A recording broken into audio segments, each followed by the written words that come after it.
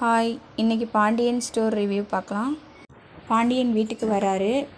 வந்து பசங்களெல்லாம் திட்டுறாரு. நான் சொல்கிறத யாருமே கேட்க மாட்றாங்க, ஊரே நல்லா பேச போகுது, என்ன கேவலமாக திட்ட போகிறாங்க என்ன அப்படின்னு சொல்லி எல்லாரையும் திட்டிகிட்டு இருக்காரு. பிள்ளைங்களெல்லாம் எப்படி பாண்டியன் புள்ள பெற்று வச்சுருக்கான் பாரு, அப்படிலாம் திட்டுவாங்க அப்படின்னு சொல்கிறாரு. அவன் கல்யாணம் பண்ணிக்கிட்டதெல்லாம் ஓகே தான், எனக்கு எந்த பிரச்சனையும் இல்லை, ஆனால் அந்த நகையை மட்டும் திருப்பி கொடுத்துட சொல்லு அப்படின்னு சொல்கிறாரு. நம்ம குடும்பத்துக்கு திருட்டு பழி மட்டும் வேணாம் அப்படின்ற மாதிரி சொல்கிறாரு.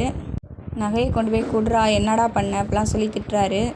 அப்போ மீனா சொல்கிறாங்க, நாங்கள் உங்ககிட்ட சொன்னதெல்லாம் போய் தான் மாமா, செலவெல்லாம் ஆகலை, திருட்டு போயிடுச்சு அப்படின்னு சொல்கிறாங்க. கம்ப்ளைண்ட் எதுவும் கொடுத்தீங்களான்னு கேட்குறாரு. இல்லை, அதெல்லாம் கொடுக்கல அப்படின்னு சொல்கிறாங்க. அப்பையும் கதிர் அமைதியாக தான் நிற்கிறாரு. ஏமா கதிர்க்காக நீ பொய் சொல்கிறியா அப்படின்னு கேட்குறாரு மீனாவை. அப்புறம் வெளியில் நடக்கிற சண்டையெல்லாம் கேட்டுட்டு ராஜி உண்மையை சொல்லலான்ட்டு வர்றாங்க. மாமா மாமான்னு கூப்பிட்றாங்க. அதுக்குள்ளே கதிர் சொல்கிறாரு, நான் தான் சொல்கிறேன்னே, நகை காசு பணம்லாம் செலவாயிடுச்சு அப்படின்னு சொல்லி கோவமாக பேசுகிறாரு.